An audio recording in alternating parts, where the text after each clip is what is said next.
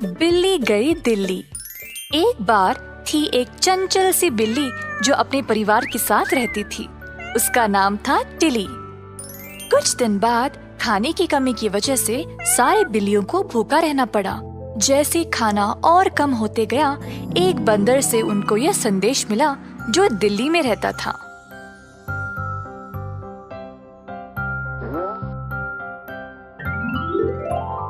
हे Tilly, कैसी हो? मैंने सुना तुम्हारे जगह पर खाना कम होते जा रहा है। क्यों ना तुम दिल्ली आकर यहाँ से खाना का भंडार ले जाओ अपने साथ। आ जाओ दिल्ली, मैं इंडिया गेट के पास तुम्हारी प्रतीक्षा करूँगा। जल्द अपनी गाड़ी पे सवार होकर दिल्ली की ओर चल पड़ी। इंडिया गेट के पास टिली अपने बंदर दोस्त को ढूंढ रही थी, पर वहाँ बहुत सारे बंदर थे। एक बंदर के पास गई और उसको हेलो किया, पर वो उसका दोस्त किट्टू नहीं था। इसी तरह वो बहुत सारे बंदरों के पास गई बात करने, पर उनमें से कोई भी किट्टू नहीं था। किट्टू इंडिया गेट के ऊपर बैठा था और टिली को पुकारा। हे टिली, मैं इधर ऊपर हूँ। इंडिया गेट और झंडे को देखकर हैरान हो गए हो क्या? मुझे ढूंढे बिना तुम घूम रही थी ना? किट्टू फिर नीचे उतरा और अपने दोस्त टिली को गले से लगाया। इधर तो बहुत सारे चूहे हैं, मुझे तो भूख लग रही है इनको देखकर। ये दिखते तो अच्छे हैं, पर ये ठीक नहीं है। चलो कुछ मूंगफली लेने चलते हैं। हाँ, देर हो रही है, चलो। किट्टू मूंगफली का भोरी लेकर टिली के स्कूटर पर रख दिया। फिर टिली ने किट्टू को अलविदा कहा और अपने रास्ते चल पड़ी। रास्ते में भालू उसके सामने आ गया। भालू ने देखा कि बिल्ली एक बड़ा सा मूंगफली का भोरी ले जा रही थी, तो उसने गुस्से से इशारा किया उसको वो भोरी देने के लिए।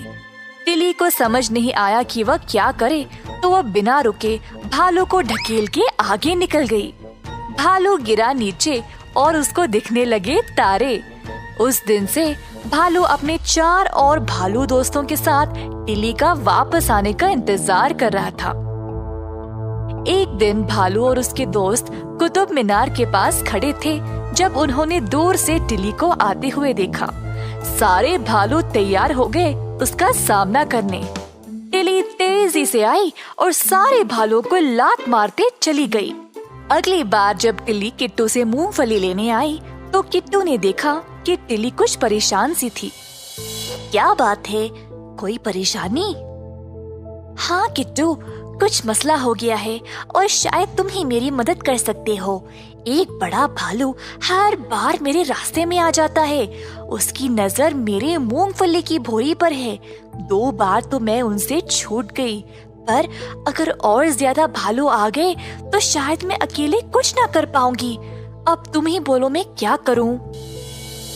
किट्टू ने कहा कि वह टिली के साथ ही जाएगा और फिर दोनों साथ निकल पड़े। रास्ते में उनको भालू दिखाई दिया। हे, वही भालू है क्या? हाँ, वही है। ओ नहीं टिली, मैं तो उस भालू को जानता हूँ। वो बहुत अच्छा है। वो मूंगफली का बहुत शौकीन है, पर वो बहुत भोला भी है। मुझे लगता है वो मूंगफली पाने के लिए बेकरार था, इसीलिए ऐसा बर्ताव कर रहा था। अच्छा, तो अब क्या करें? मैं और मूंगफली ले आऊंगा तो हम उसको एक भोरी दे देंगे, फिर कोई मसला नहीं होगा। टिल्ली ने माना और फिर दोनों एक और भोरी ले गए। किट्टू को देखते ही भालू उस पे कूदकर उसको गले से लगा लिया। हो मेरे दोस्त! टिल्ली को एहसास हुआ था कि भालू वास्तव में भोला ही था और उसको बस मूंगफली की बहुत चाहत थी। टिल्ली ने भालू को मूंगफली का एक भोरी दिया। भालू मूंगफली खाते खाते नाचने लगा। दोनों को अलविदा किया मुंह भरे मूंगफली के साथ। टिली अपने घर की ओर निकल पड़ी और किट्टू वापस दिल्ली चला गया। इस कहानी से हम ये सीखते हैं कि किसी को जाने बिना उनके बारे में कुछ गलत नहीं सोचना चाहिए।